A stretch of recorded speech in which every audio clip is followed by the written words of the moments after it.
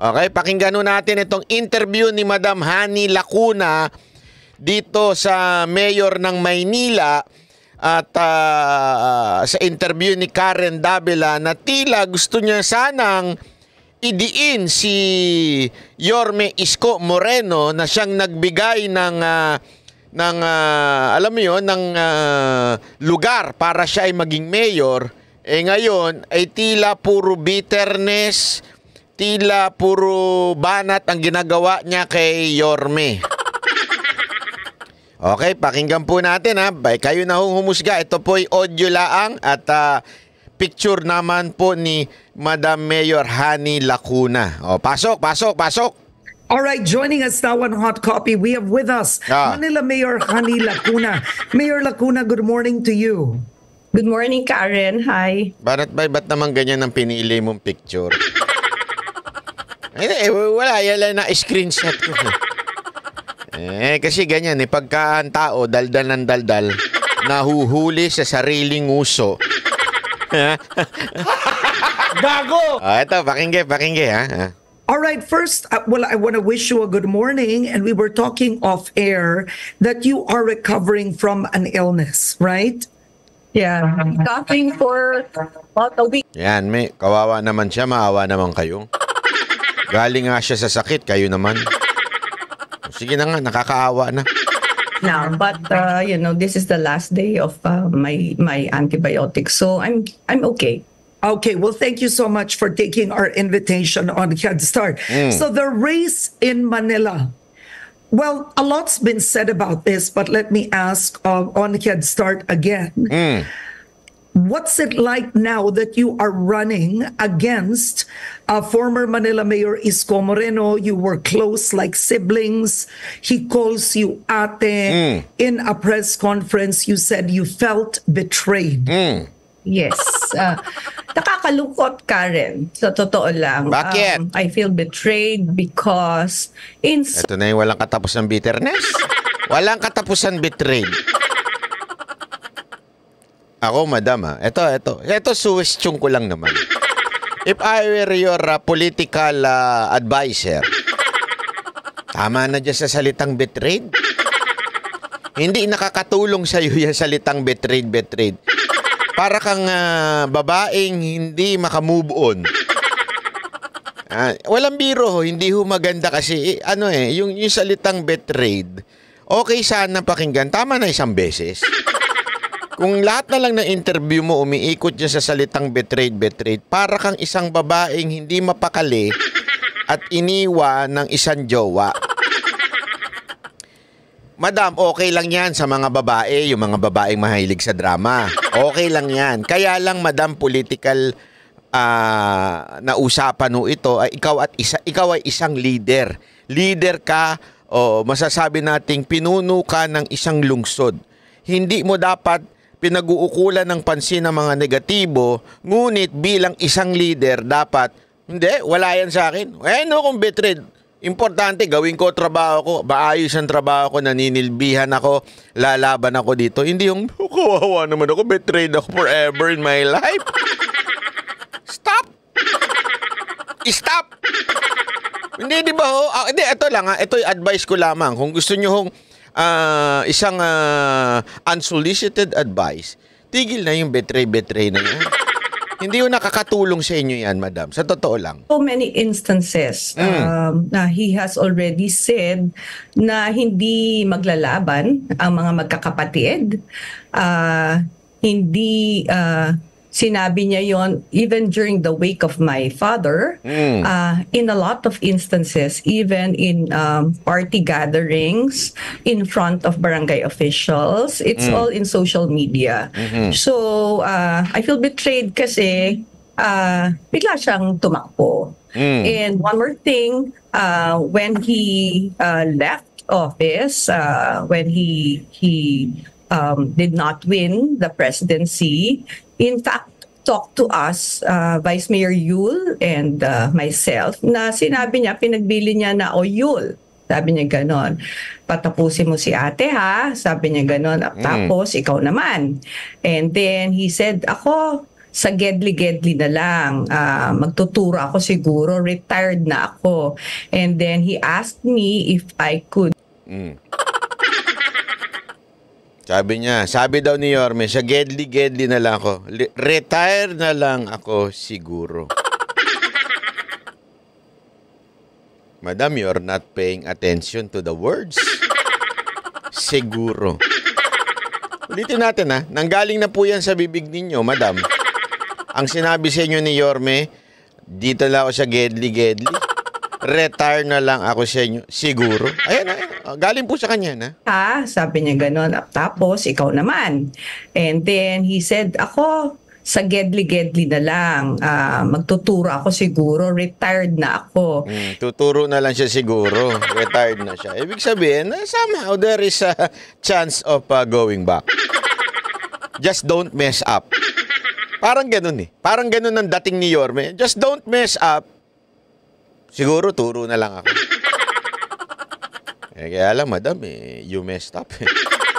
And then he asked me if I could retain most of his department heads para daw kasi may continuation ng mga programs. And of course, bilang ate, and naniniwala naman ako sa kanya because I've worked with him for the longest time, he had good intentions and he was concerned sa Manila. Pero unfortunately, during the past months, hindi nangyari yata yun. In fact, I was already calling the attention of some of these department heads regarding yung work ethics nila because there have been a lot of complaints. Halimbawa po, sa traffic, yung pangungotong and everything, sa basura, lahat po yan, yung mga department heads were department heads na pinagbili niya po sa akin that I should retain. So, dito pa lang, makikita mo na how ang leadership ni Mayora Lacuna.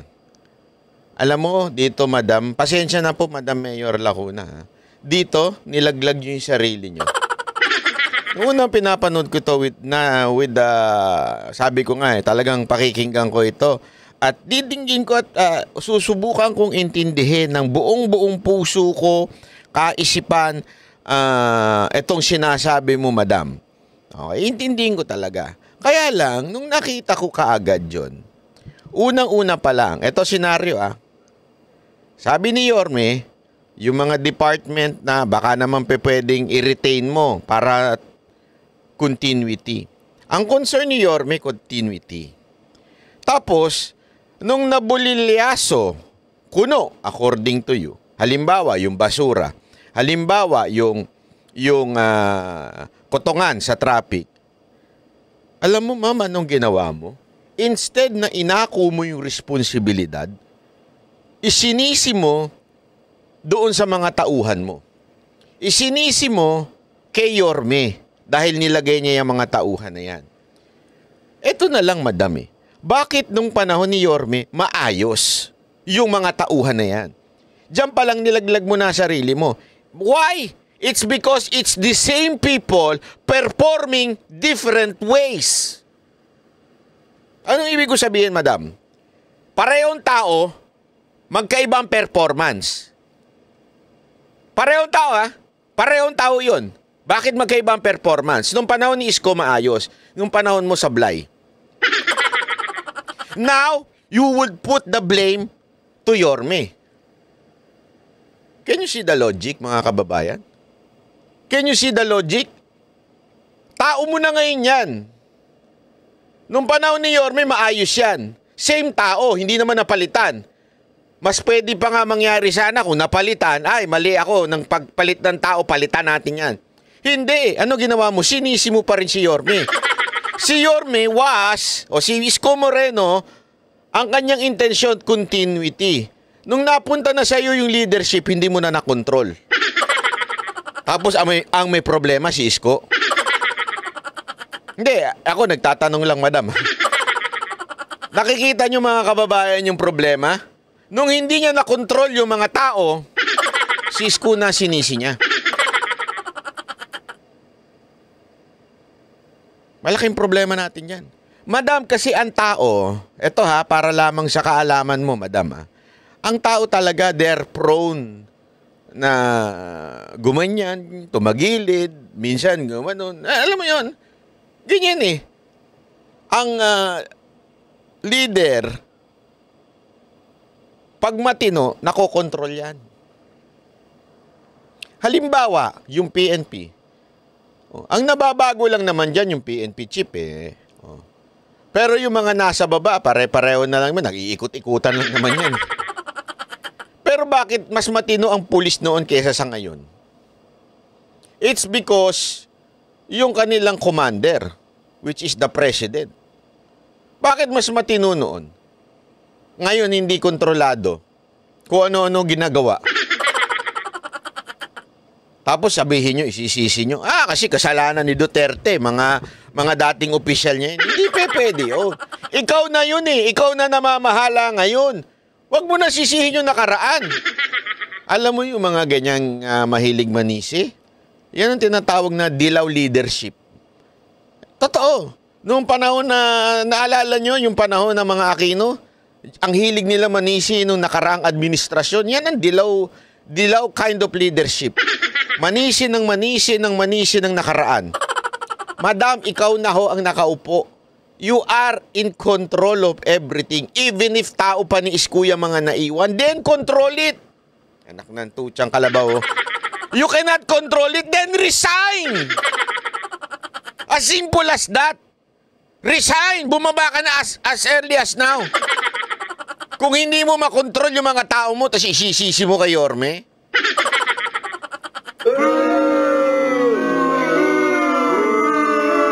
Mga kababayan kong taga Maynila, ganito ang gusto nyo leader? Pag may problema sa inyo, sisisihin nyo nakarang administrasyon? Hindi, honestly, kayo mga taga Maynila, kinakausap ko kayo, marami tayong nakikinig dito, lalo na dyan sa District 3. Binabati ko po pala mga District 3 ha, busog na busog daw kayo sa cookie ni Mocha.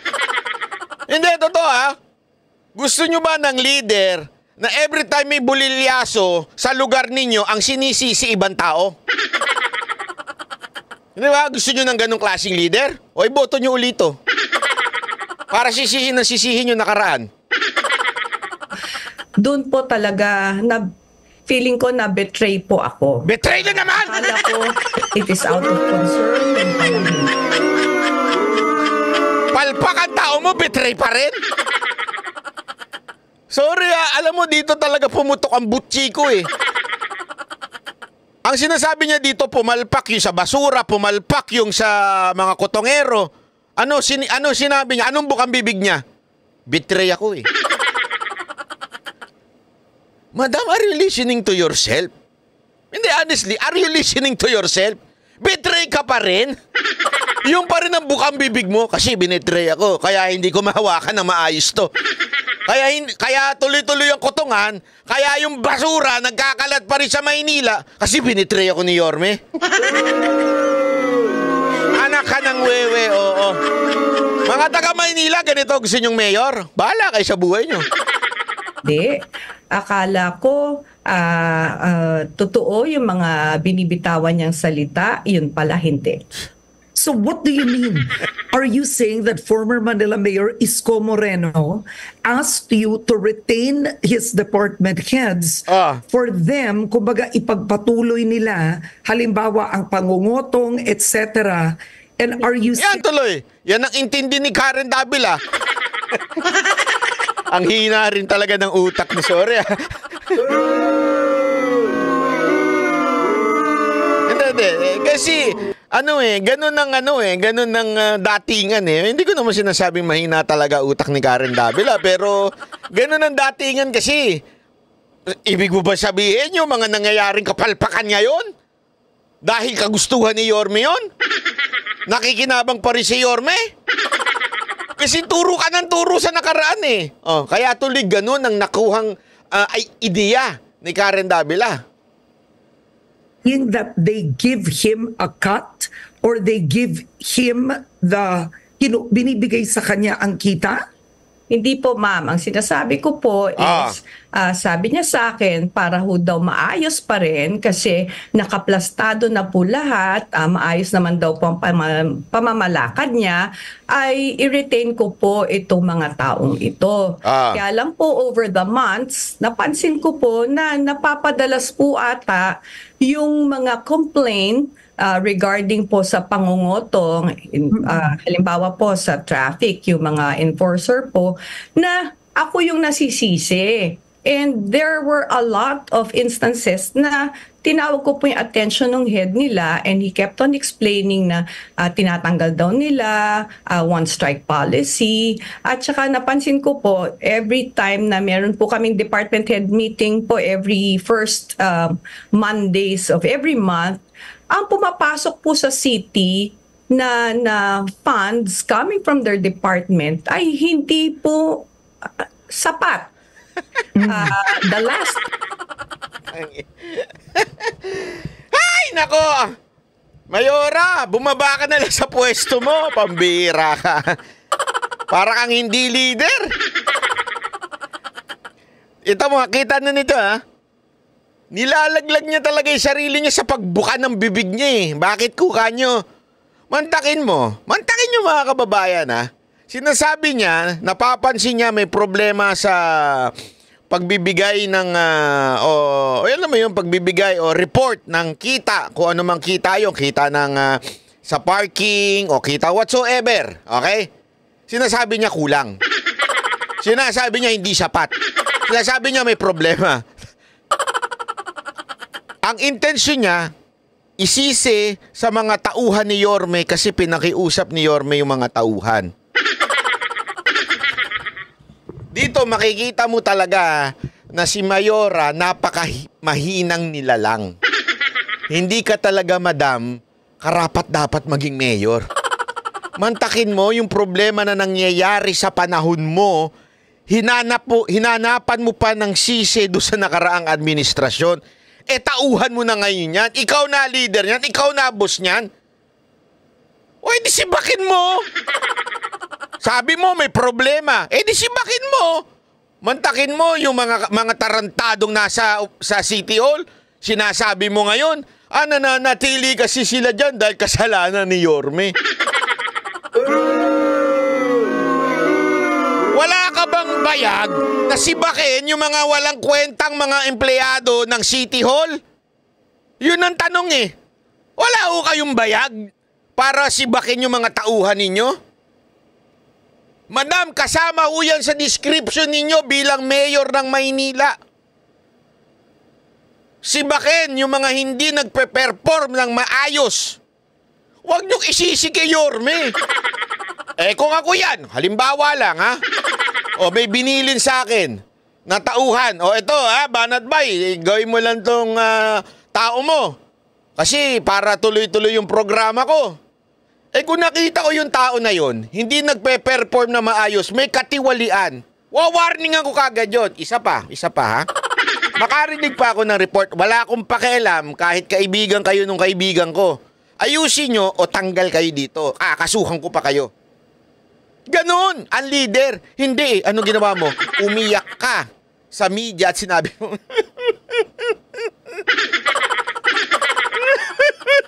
kasalanan ni Yorme to.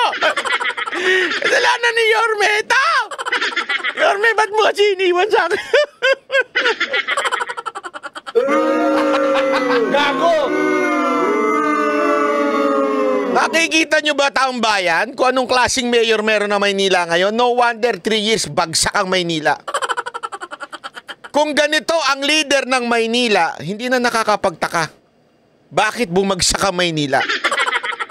I called their attention it was already mid-year. Okay? Ang napapasok pa lang po nila sa coffers ng city ay nasa 27%. So nagtataka po ko sa dami-dami po ng mga parking areas po sa City of Manila. Bakit ganito lang po pumapasok? Saan po pumupunta yung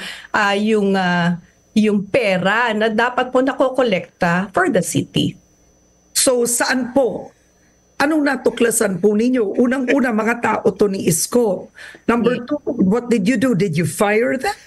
Actually, siguro napansin na po nila na nagiging makulit na po ako sa pagtatanong ko.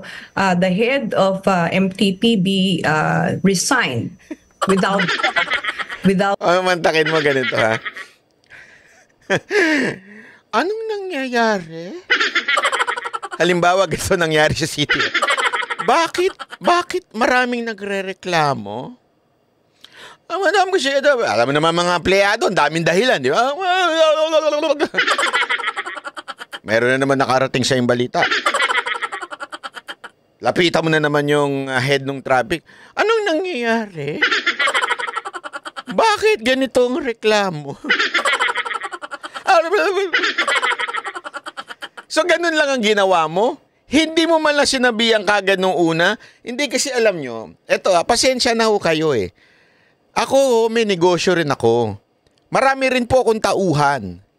And pag ako may tauhang pumalpak, kakausapin ko diretsuhan. Ganito kasi yan eh. Eto trabaho mo. Eto yung description mo. Kaya mo ba o hindi? Kasi kung hindi mo kaya, maghahanap na lang ako ng iba. Bibigyan kita ng tsansa kasi makatao ako eh. Bilang hindi naman po ito. Kasi iba usapan po pag nasa gobyerno ka. Pag di nag-perform, si back. O di nag-perform, kasuhan. Merong ganyang kaso eh. Pero kung nasa kumpanya ka, kahit pa paano, alam mo, intindihin mo. Sige, sasabihan mo.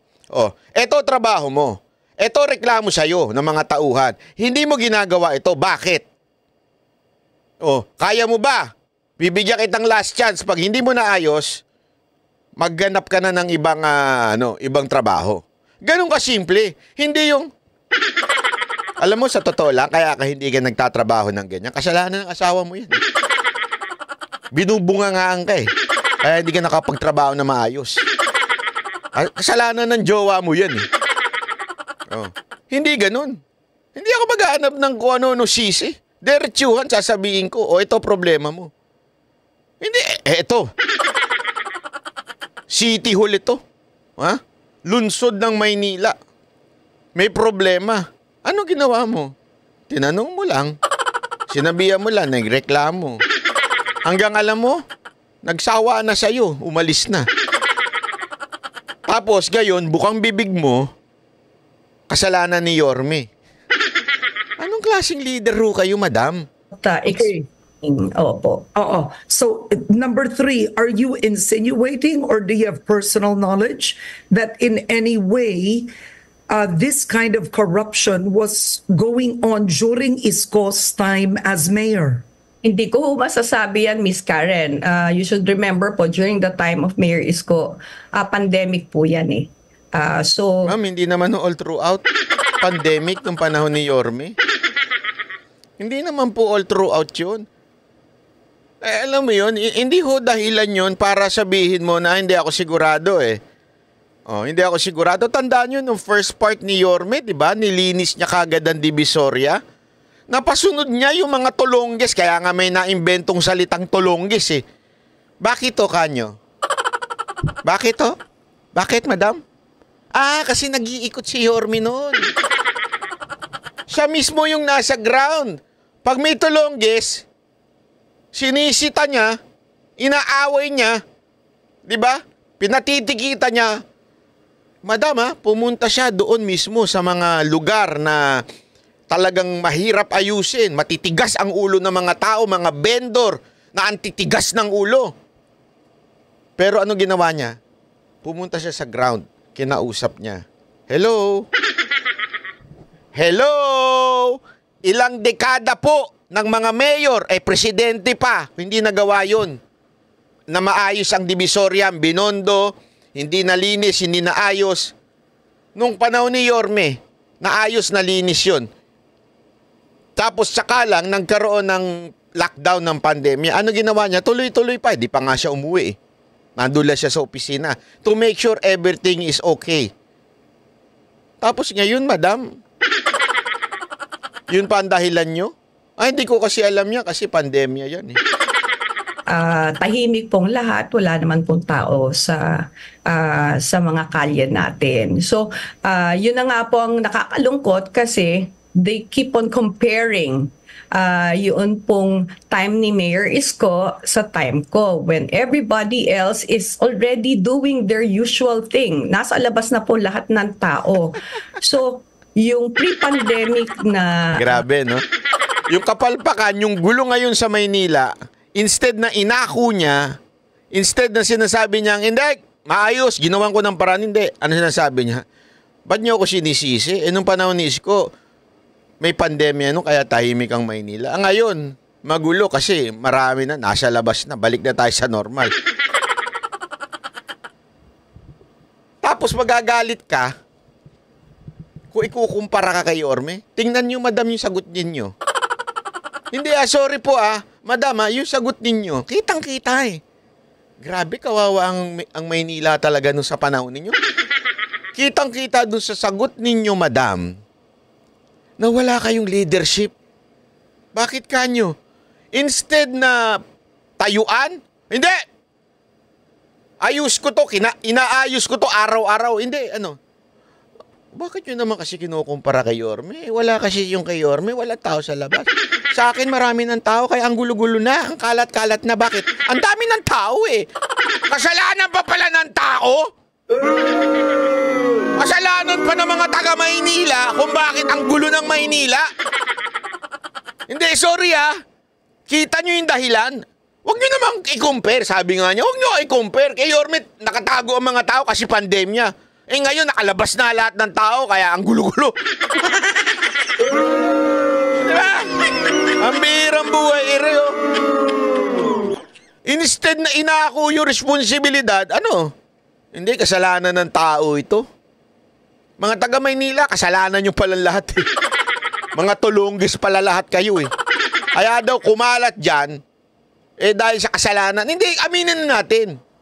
Totoo naman, ang tao walang disiplina. Mga Pilipino, kulang sa disiplina talaga yan. Aminin na natin. That's why we need a strong leader. Kailangan natin ng strong leader na magpapatupad ng batas. Kung hindi mo kaya, bumaba ka sa pwesto mo. Ganun lang kasimple yun. Aminado naman tayo lahat Kaya nga, di ba tayo... Ginusto natin si Pangulong Duterte, kamay na bakal. Bakit? Anak ng put. Hindi ka na naman ako makapagmura, hayop yan. Totoo naman Kulang tayo sa disiplina. Daming adik, ang daming high blood sa karsada. Mga pulis, tulonggis. Di ba? Kailangan natin ng kamay na bakal. Kaya nga we ask for a Duterte as a president. At kita nyo naman na nangyari. Talaga nabawasan ng mga adik sa karsada. Talaga naman na disiplina yung mga tiwaling pulis. Ganon din ang Maynila. Kasi tandaan ninyo, yan ang capital ng Pilipinas. Yan ang parang imahe talaga ng buong Pilipinas na andyan Andyan ang mga pasaway Andyan yung mga nakahubad. Talagang karsada, kala mo kanila Kaya kailangan mo ng isang strong leader, yung kamay. Talagang matapang. Hindi pwede yung kasalanan nung nakarang administrasyon. Kasalanan nyo, ang kulit nyo, tigas ng ulo nyo. Labas kayo ng labas, kaya tuloy ang guro sa karsada.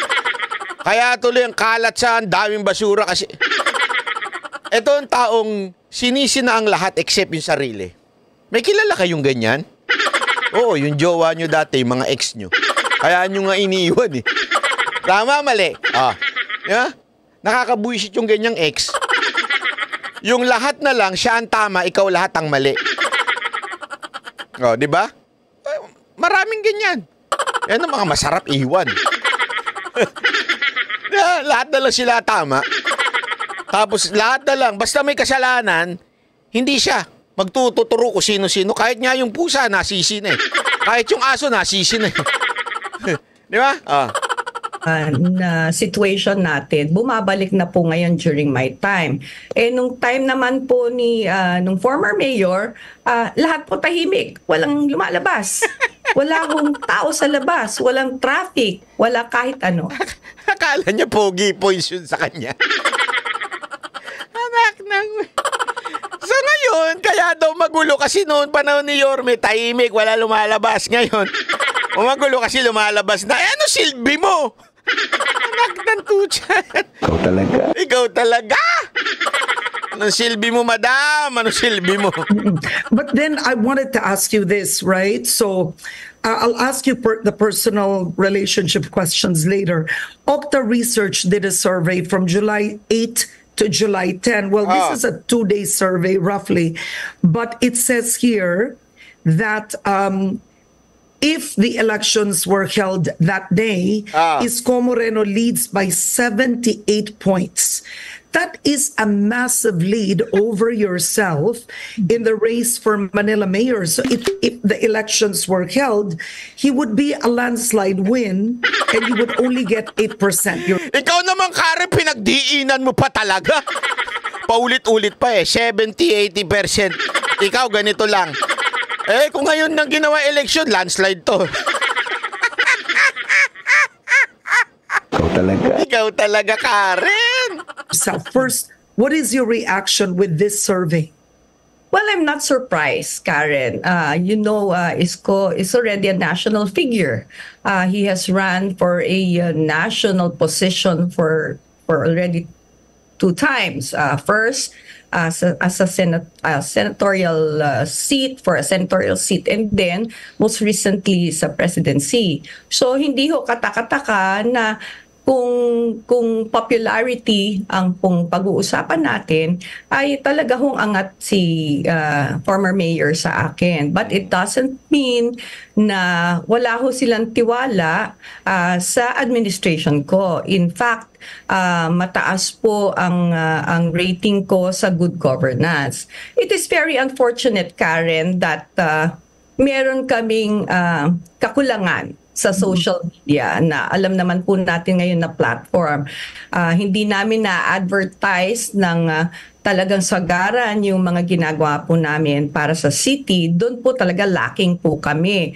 Because we do it the old-fashioned way. In fact, every week po bumababa kami sa mga barangay. And we do this Kalinga sa Maynila program na we talk to the people and we bring all the services of City Hall sa mga barangay. So, siguro dun po kami, unfortunately, dun po kami kulang. It's lacking of advertising what we do for the city na alam naman po natin, napakagaling po ng former mayor dyan. Okay. Alam mo, madam, ito para lang alam mo yung hindi kasi baka kasi sinasabi niya magaling si Yorme sa social media daw, tapos sila daw hindi. Alam mo, ito lang para sa kaalaman mo, madam. Si Yorme, hindi naman po yan yung tipo ng tao na kakausapin ka, uy, promote mo ako. Never ginawa ni Yorme yan sa akin, o kahit sino mang banater, uy, promote nyo ako. Walang ganun. Wala. Bakit kanyo, mas gusto siyang i-content ng mga vloggers kesa kayo? Tandaan ninyo, ang vloggers, they're there like a media. Different nga lang. Ang media sa telebisyon, ang vloggers sa social media. Ang vloggers, tulad namin, tulad ng, although nasa media rin kami, dahil nasa SMNI kami po, lahat kami, both media or social media, kailangan ng content. Para maayos ang takbuhin ng aming mga channel o kaya ng aming mga account, kailangan namin ng content. Nagigets mo, madam? And pagkakailangan namin ng content, at pag maganda yung content, maraming nanonood, subscribers, viewers, and pag maraming viewers, syempre, may kita rin ang mga vloggers. Nandun ang kita ng vloggers Sa mainstream media, ang kita ng mainstream ay yung advertisement. Sa amin, yung content, pag maraming nanood, maraming views, mayroong kita ang mga social media vloggers. Okay? But, again, the reason why, yung content. Pag ang content mo, shit. Totoo naman pag ang content mo, tae, hindi kayo ko-content. Bakit? Walang manunood, tae. Gets nyo? Ano ibig ko sabihin ng tae? Walang kwenta. Walang saysay. Yung content. So walang manunood niyan. Tama, mali. Ngayon, madam, bakit marami nagko-content kay Isko? Without Isko telling them, oy, content nyo ako. Hindi mo kailangan eh. You do not need to tell the people na i-content nyo ko o to tell the vloggers na i-content nyo ko if I am a good mayor, if I'm a good person na meron ako nagagawa at meron ako maibibigay na content sa social media vloggers, matik na yan, iko-content ako niyan. Hindi mo na kailangan sabihan. Madam, kaya walang nagko-content sa inyo kasi wala kayong ginagawa.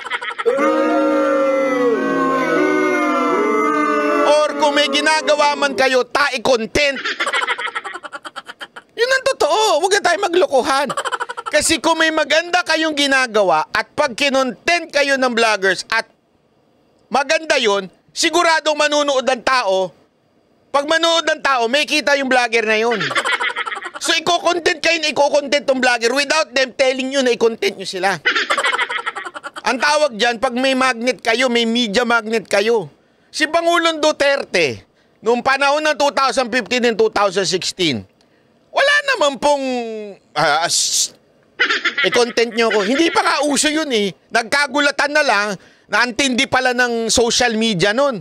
Pero nagkagulatan na lang yun. Bakit kanyo? Kasi, pag kinontent mo, yung mga ginagawa ni Pangulong Duterte, yung mga sinasabi niya, ang lakas sa social media, matik na yun. Kasi meron siyang magandang sinasabi at ginagawa. So, ang tao, matik din, magpapalo, magsusubscribe, manunood. So, yung mga vloggers, gusto nila i-content yun. Di ba? Unless bobo talaga yung vloggers. Vlogger, ang dami rin yan. Na kahit kinontent, palipat-lipat. Bakit? Walang nanonood eh. I-content siya eh. Oh. Ibig sabihin lang nun, madam, if you have a good content, if you have a good works, maganda kang it-content dahil maganda yung serbisyong ginagawa mo, hindi mo naman kailangan. Ay, ako, halimbawa ako, kino-content ko si Yorme kasi madami siya magandang ginagawa.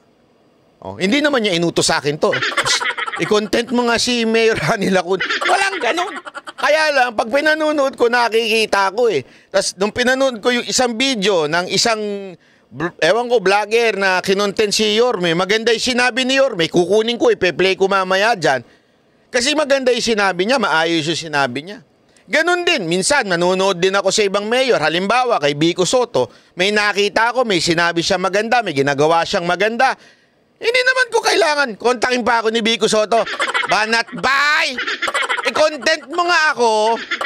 Hindi. Madam, ako mismo kusa na kasi maganda yung ginagawa niya. Yun na yun eh. Matik na yung pag maganda yun, sigurado ko, panunuorin ng tao yun. Oh, may views, oh. Matik na yun, di ba? Anong ibig ko lang sabihin? Madam, wala kasi kayong magandang content. Wala kayong magandang accomplishment, kaya hindi kayo kino-content. Kasi sisihin nyo na naman, sasabihin nyo, hindi, kasi sikat lang si Yorme, tapos, di ba? Wala kayo social media, kaya ganyan ang survey. Hindi, madam, wala kasi kayong ginawa. Kasi isipin nyo 3 years, hindi naman sikat si Yorme in terms of social media. In 3 years, nagsimula siyang mag-content, di ba, nung sinasamahan sa nung kanyang chief of staff na si Yusek Cesar Chavez. Sinasamahan siya, kino-content siya, maganda kasi yung ginagawa niya. Pag nag-iikot siya, sinusundan siya ng video. Anong ginawa ngayon ng iba? Kinuha yung video, pinost din nila. Wala akong koordinasyon yun at sinabing, uy, ito, i-content nyo. Hindi. Maganda yung video eh. O kinontent, in-upload sa sariling channel. Madam, kung kayo, ginawa din nyo yun, maganda yung ginawa nyo, pinagpatuloy ninyo yung ginawa ni Yorme nung 3 taon na yun, maganda, pumunta kayo sa Gram, nag-ikot-ikot kayo, Iko-content din. Ang daming Manila vloggers eh.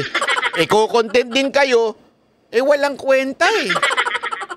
Hindi nyo tinuloy yung ginawa ni Yorme. Tapos kasalanan na naman ni Yorme ito kung ba't mataas siya sa survey. Then let's be objective. When Isko Moreno actually won, he actually beat a former president too. I mean, he beats the Estradas. Isa pa yan. Tama yung analysis ni Karen Davila dito eh. Sinasabi kasi nito, hindi, kaya mataas siya kasi sikat lang niya si Yorme. Uy, madam, huwag niyo kakalimutan. Yung tinalo ni Yorme, dalawang malupit. Yung isa doon, dating presidente. Yung isa doon, sikat na presidente, artista pa. Bakit niya natalo? Tanong ko kayo, bakit? Dahilan ba? Kasi walang ginawa. Nagtapo ng basura, tas pinulot. Ganon ang nakita sa social media ng mga tao. Tinapon yung basura, pinulot. Tapos pinagalitan yung media ba? Tama, mali. Kasi pangit yung ginawa nung nakaraang mayor. Kaya nanalo si Yorme nun. Ngayon, madam, tanungin ko kayo. Sisisihin nyo si Yorme, ba't nanalo siya? Dahil, mananalo siya dahil sikat siya. Beat Erap Estrada. So when he won, there was a dramatic change in Manila visually, right? Yes. So from Manila that was very dirty, suddenly here was Manila, it seemed very clean, it seemed very safe. You had 3 years. Why? Huwag mong What is your pagdiinan! biggest achievement in the 3 years? What? Grabe si Karen Davila. Kaya, tama rin. Sinabi niya 3 taon si Yorme, nalinis niya, dramatic change. Nakita niya talaga pagbabago. Kayo din, 3 years na.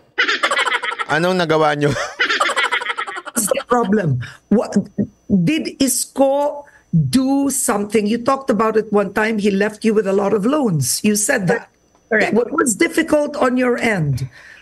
Very difficult on my end. Because? Bayaran yung mga loans na yon. Ayan. It's very difficult on my end. It started yung amin pong payment during my time, November of 2022.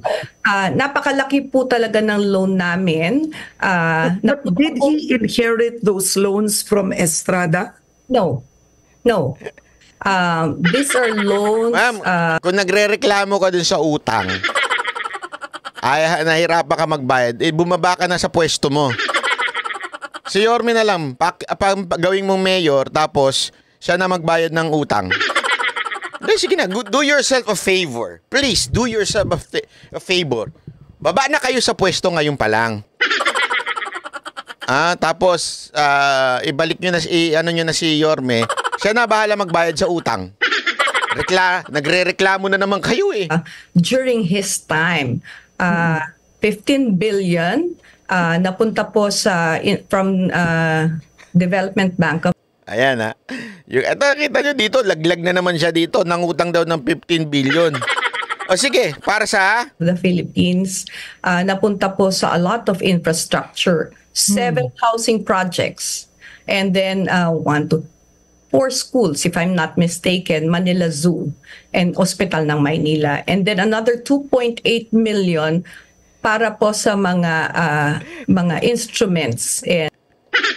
Palakpakan natin. Palakpakan natin mga kababayan. Ito na ang bagong campaign manager ni Yorme. Nangutang si Yorme 15 billion. Ano ginawa? Infrastructure, ito, hospital, ito, tapos ito pa. Yun na nga madami. Yun na nga, madami. Di mo ba magets? Nangutang yung mama para gamitin sa mga taga Maynila. Siya yun na nanggaling na yung inutang, ginamit sa mga taga Maynila. O ano masama dun? Palpak talaga. Ikaw talaga. Mali na naman siya dito. Medical equipments for Hospital ng Maynila. Don't get me wrong. These are all good projects and we are part of it. Don't get me wrong. Okay itong mga proyekto na to. Tama na, bumaba na kayo, madam. Kayo na mismo nangampanya kay Yorme. Ang bihira ka naman. Oh. Wawa naman to si Madam. Okay. He just started it. I tried to finish it. Meron pa ho tayong 3 housing projects na hindi pa ho natatapos hanggang ngayon. And then... Ang sakit sa bangs nito, grabe. Ay, nako, nangutang si Yorme, ginamit sa mga ganitong infrastructure, tapos ito, ginamit siya dito, ganyan-ganyan. Tapos, meron pa po tayong 3 hindi natatapos. Nung si Yorme, 3 taon, natapos. Itinuloy mo na lang ng 3 taon na yung nasimulan ng 3 taon, hindi mo pa natapos. Ang bihira.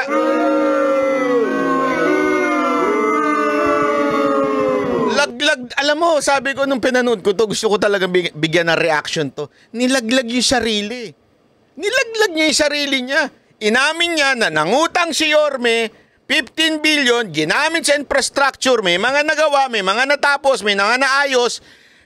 Tapos, ngayon, yung mga nasimula na may mga hindi pa natapos. You mean, si Yorme nagsimula ng 3 taon, may mga natapos. May mga nasimulan din. Tapos kayo binigyan ng additional 3 years, yung nasimulan, hindi nyo pa natapos. Si Yorme nga, doon lang nagsimula sa term niya, natapos niya. Anong nangyari? Anong nangyari doon sa term nyo? Kasalanan ng yan kasi nung kay Yorme may pandemya. May pandemya. Mantakin mo natapos pa, may pandemya. Sa inyo walang pandemya, pumapasok ang lahat, hindi natapos.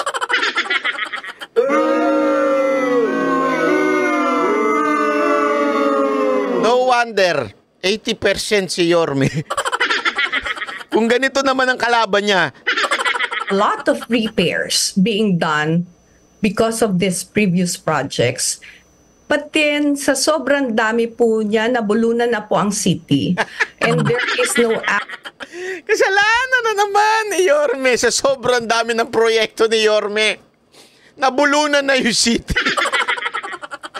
Oh my golly, what kind of mayor are you, madam? Ay, nako. Ikaw talaga. Mantakin mo, sinisi na naman niya si Yorme. Bakit? Ang dami kasing proyekto ni Yorme. Nabulunan na yung city hall. Hindi na namin kinaya. Kaya nga, madam, do yourself a favor. Do yourself a favor. Get down! Resign! Hayaan mo na si Yorme tumapos niyan. Para wala ka ng sakit ng ulo. Kasi utang na loob pa namin sa'yo. Taga Maynila po kasi ito. Utang na loob pa namin sa'yo na hindi natapos at hindi mo kinaya dahil yung nakaraang administrasyon ang daming ginawa. Ikaw na bulunan na. Ay, nako naman. Sakit ng ulo sa...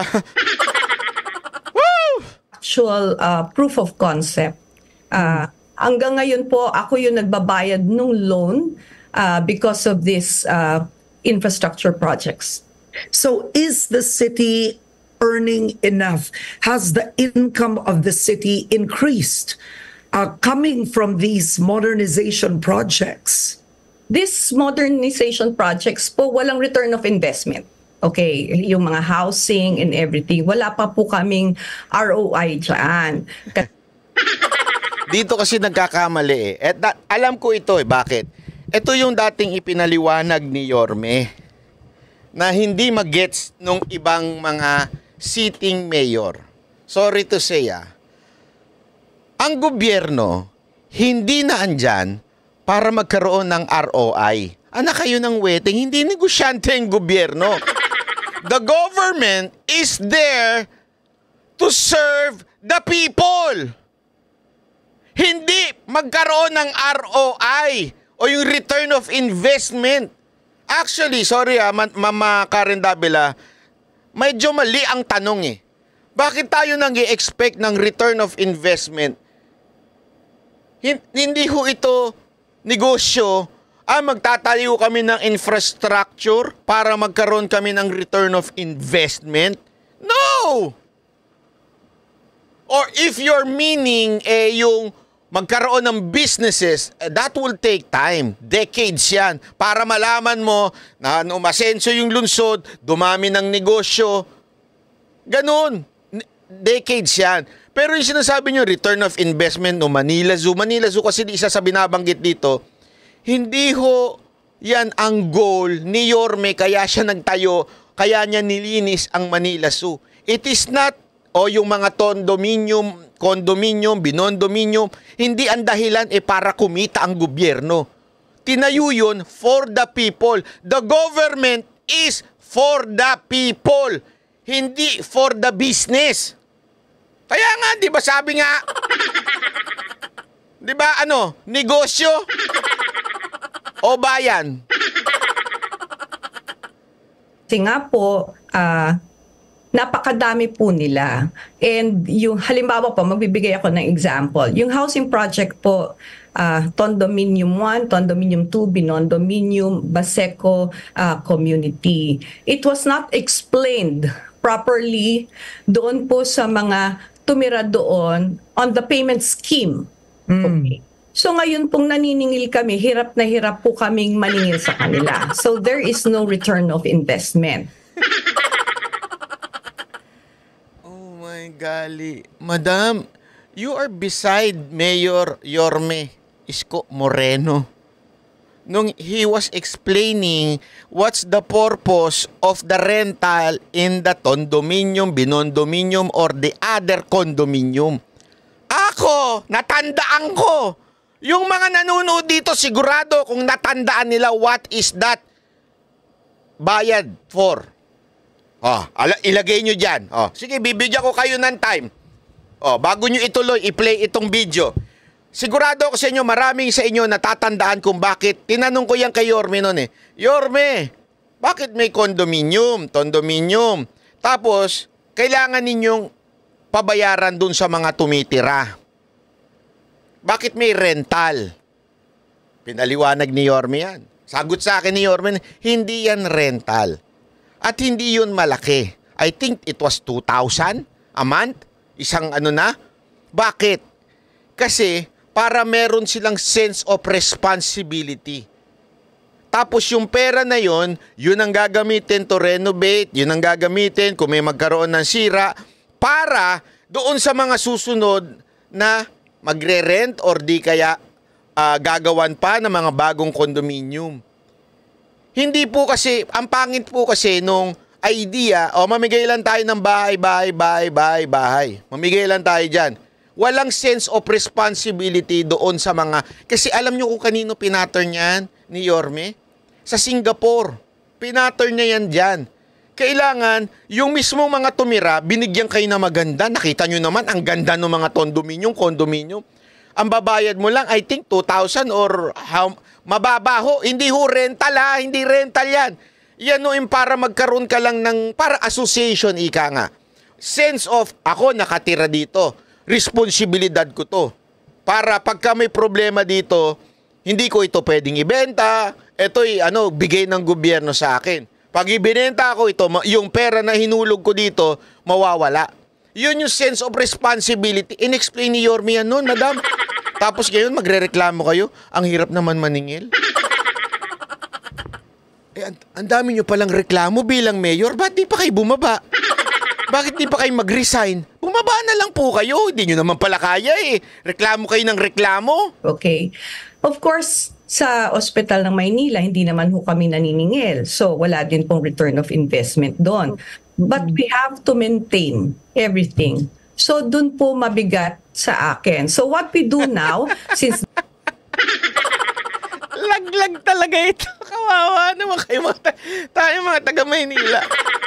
Bakit kanyo? I-maintain mo na lang, hindi mo pa magawa. Ang hirap daw i-maintain. Alam mo, maganda. Madam, maganda, ganito gawin mo. Mag-resign ka, doon ka na lang sa loob ng bahay mo. Wala kang problema. Problemahin mo na lang yung asawa mo. Para wala kang problema sa buhay, mag-resign ka na. Di ba? Ayaw mo na responsibilidad.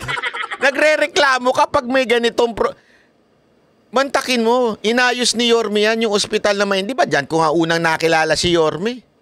Diyan ko nga una siyang nakausap at na-interview. Ang ganda dyan. Naayos niya yan.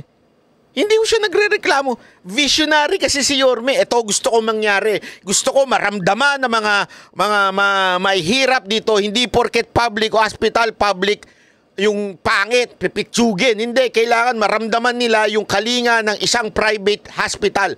Yun yung vision ni Yorme. Ang vision niya ano? Ano naman to si Yorme? Ang dami-daming ginawang proyekto.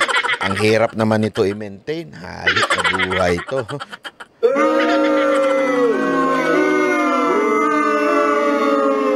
Ito ang halimbawa ng isang toxic na katrabaho sa kumpanya. Yung, alam mo yun, halimbawa lang, yung kumpanya, umuunlad. Yung kumpanya, maayos. Dumadami ng gumaganda, lumalaki. Ito yung klase ng empleyado na, sorry, napagmura. Hindi, may kilala akong mga ganyan Anak ng wedding naman, Lumaki na tong kumpanya namin. Dami kong lilinisin. Ang dami kong aayusin dito. Dapat mas maganda maliit lang kami nun. Ayan, dami na naman tong trabaho.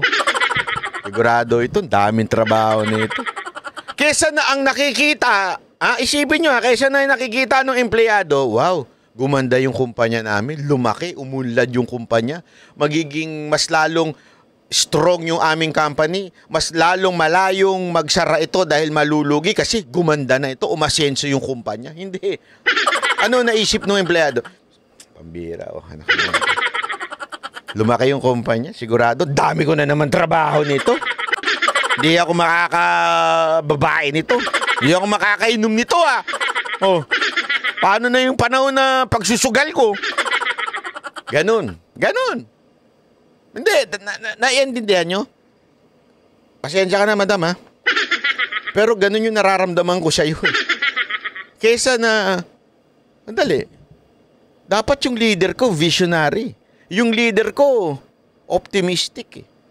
Yung leader namin, yung mayor namin, grabe ang pananaw sa aming lungsod. Eto, layo ng tingin, talagang aasenso bayan namin. Kayo, madam? Anong bukang bibig ninyo? Reklamo. Bitterness, paninisi, kay Yorme. Hindi, ako, mga taga Maynila, question lang, gusto nyo ng ganitong mayor? Ako, ayoko. Sorry ayoko ng ganitong mayor. There are a lot of infrastructure projects. Yun po kasi ang ano niya Yun po yung quote-unquote na sinasabing achievement po niya. Yung mga infrastructure projects po, they're already in place. At napatuloy ko pa rin naman po itong mga infrastructure projects na to.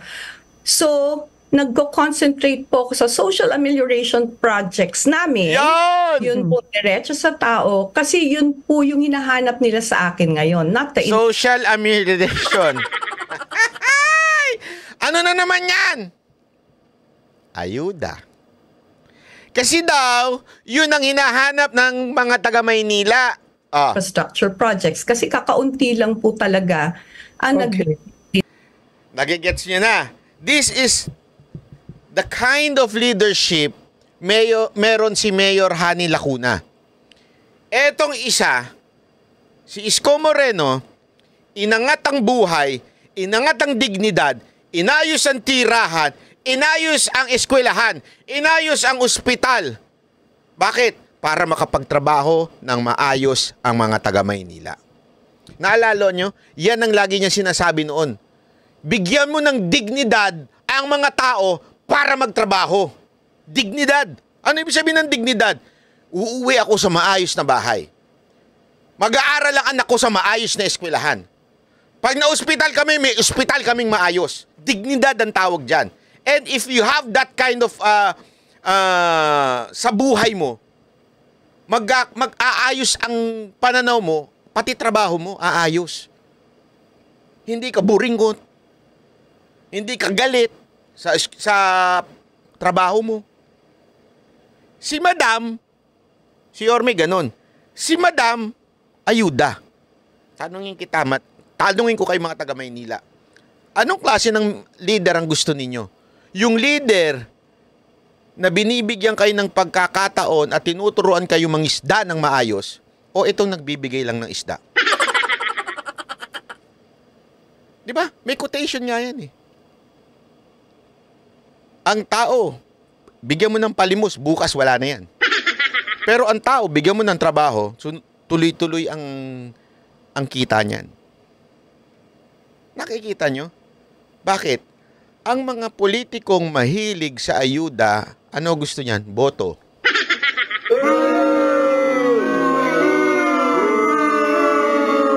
Hindi talaga kaayusan doon sa lungsod.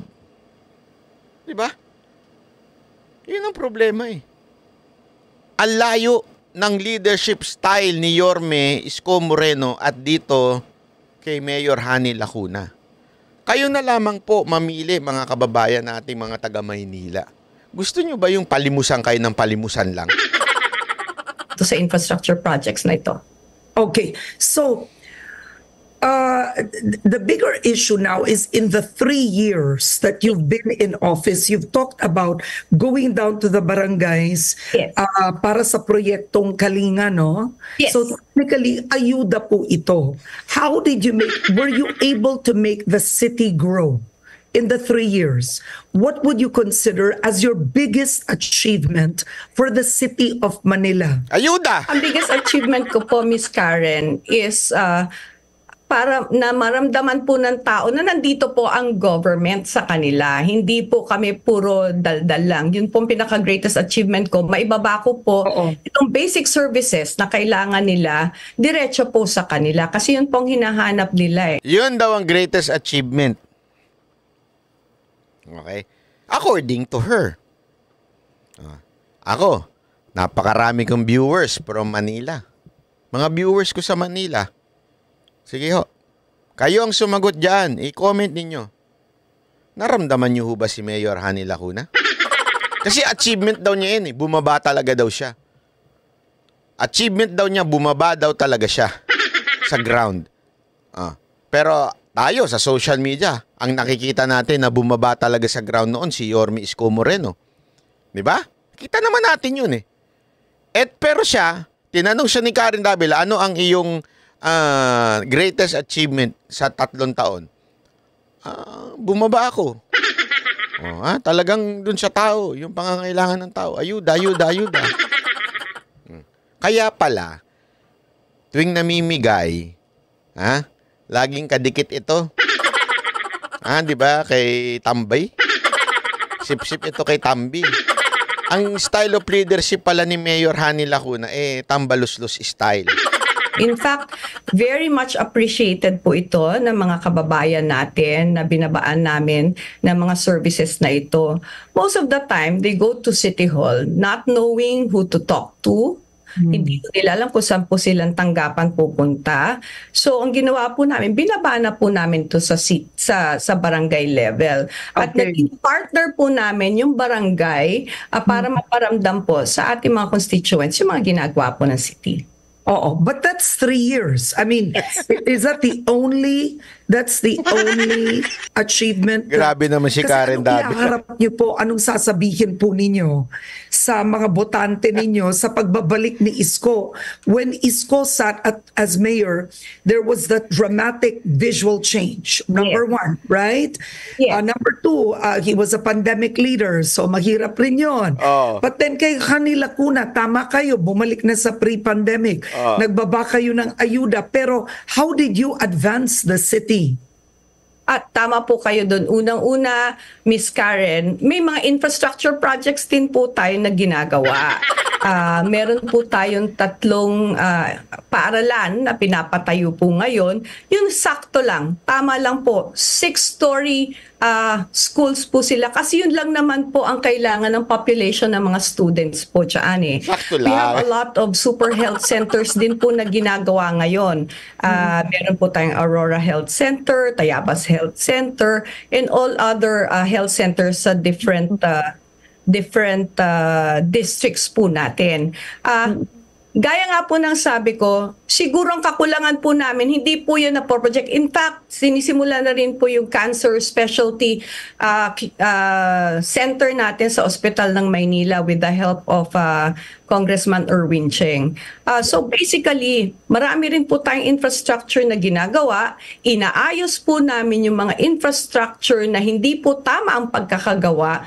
Yun po ang ginagawa namin sa City of Manila on top of the social amelioration program na pinapatupad namin. Okay, the Manila Zoo, you have a viewer right now watching and saying, why Manila Zoo ang daming mas priority dyan? Manila Zoo was started during the time of former Manila Isko Moreno, and I believe that was a 3 billion peso project, correct? Correct. Okay, and what's happening with Manila Zoo now? Because money's been spent on it. I've been there. It's modern. But given the issues of Manila, what did you do with Manila Zoo? Tama po. Ang Manila Zoo po ay continuously na nire-redevelop namin. Of course, lagi naman pong may issue dun po sa mga animals na binibigay po sa amin. Ngayon po talaga ang pinaka-biggest problem po namin ay yung mga animals po na maaari pa po namin sanang makuha na dinodonate sa amin. Kaya lang po, paunti-unti po namin itong ginagawa. So far, wala ho kami binibili. Okay? Mostly donation po yun ang ginagawa. And of course, napakalaki po ng maintenance ng Manila Zoo. Dahil nga po flora and fauna na nandun. You've been there. Opo. I've been there. But is Manila Zoo earning? Is it contributing to the city? Yes. It is contributing to the city. Yeah. Okay, all right. Another question now will be, how do you intend to beat Isko Moreno? By being true to the people of Manila. You know, unfortunately, napakarami po niyang binitawan na mga salita na hindi totoo. Tulad ng tutuman. Okay. Tulad na lang po ng sinasabi niya na kami daw po ay isang family corporation. Na lahat po ay siya daw po ang nag-appoint sa lahat ng mga kamag-anak ko sa City Hall. Tingnan niyo to ha. Yung dalawa ko pong kapatid ay elected. Elected po sila. Nanalo po sila. Yung isa kong kapatid who is heading the zoning ay appointee po ni President Erap pa. Hindi po nung panahon niya. Yung husband ko po ay organic po. Wala pa ho ako sa politika. Nandyan na po ang akin pong asawa at appointed po ni Mayor Lim. Magsimula na lang po tayo doon. Yun po. Pangalawa, yung mga binabanggit po niya na tinanggal namin na mga benepisyo ng mga senior citizens. Wala ho akong tinatanggal na benepisyo ng mga senior citizens. In fact, isinaayos po namin yung pagbibigay ng benefits ng senior citizens. Alam niyo po, Miss Karen, nung panahon po na siya ay Ito po yung sinasabi niya na laging sinasuplak po ni Yorme yan. Kasi ang ginawa nila, pina-online pa nila yung sa senior citizen para makakuha. Ang problema nga, yung mga senior citizen hindi na kayang mag-online. Ay nako, kaya nga ginawa ng paraan niya ni Yorme. Tapos ngayon, pina-online para doon na ipapadaan yung ayuda. Anyway, mahaba pa po yan, hindi na ho natin tutuloy yan. Ito lang, may mapakita lamang po ako sa inyo dito, yung regarding doon, kasi dito suplak talaga si Mayor Hani Lacuna dito Yung regarding doon sa issue ng utang. Okay, pakinggan nyo, ito yung sagot ni Yorme.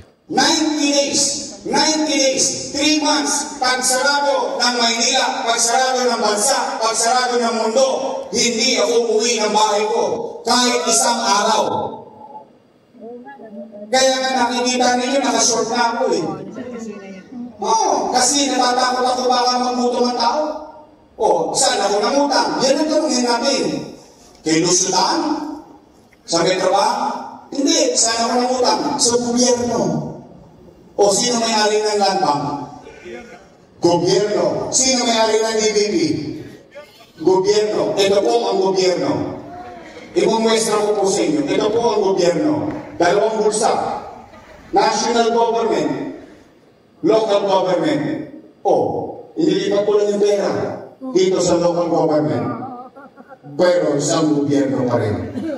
Tama ba? Eh, galit sila ngayon. Masama daw yung ginawa ko. Mali daw yung ginawa ko. Naintindihan niyo yun? Diba? Nangutang. Kasi nga dun sa pandemya yan, ginamit yan. Oh. Yung mga gamot, lahat, ginamit yan. Pati mga infrastructure, lahat. Diba? Sinabi naman eh. Ang tanong, may masama ho bang mangutang? Mula sa national government, dinala mo sa local government, ibinigay mo sa tao. Masama po ba yun? Ngayon, kapalagin natin, sige na, pabigyan natin. Ako mali. Mali ako. Eh di mali din kayo. Eh kasama ko kayo kumuha nun eh.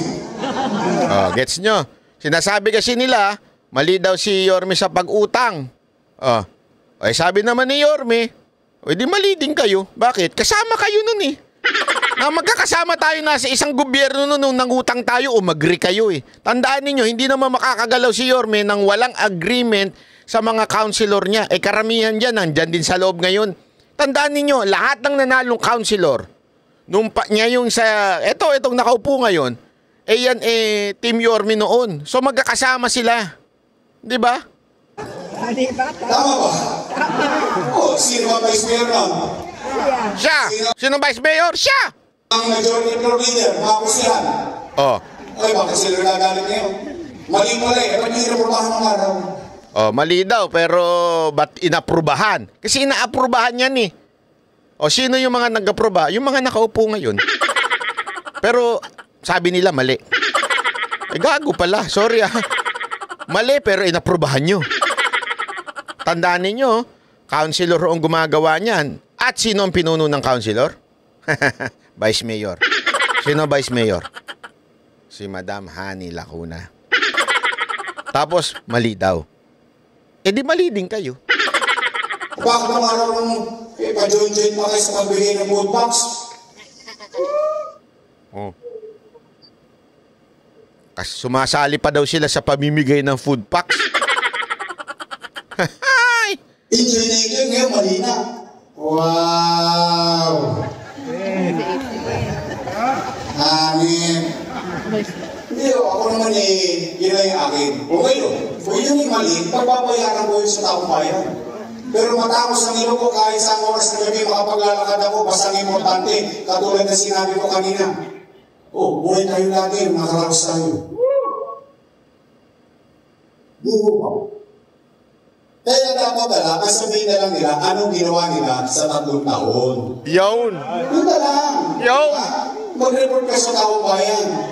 Oh, ayun na. Tama, di ba? Ang daming kuskus balukos nitong Mayor Hani Lacuna to. Eh, yun na lang ang tanong eh. Tama na kasi, madam, kung isisisi nyo yung utang, eh kayo nakasama nun ni Yorme.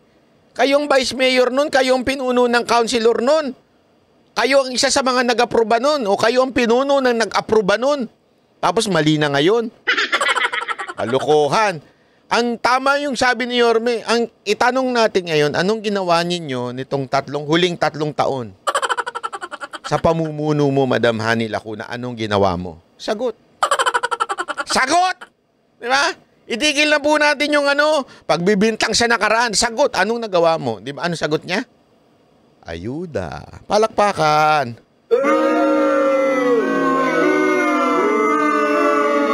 Kaya iiwan ko sa inyo, mga taga Maynila. Anong gusto ninyo? Team ayuda? Gobyernong ayuda? O gobyernong magbibigay sa inyo ng dignidad, magbibigay sa inyo ng magandang plano, gobyernong maninilbihan para umayos ang buhay ninyo dyan sa Maynila?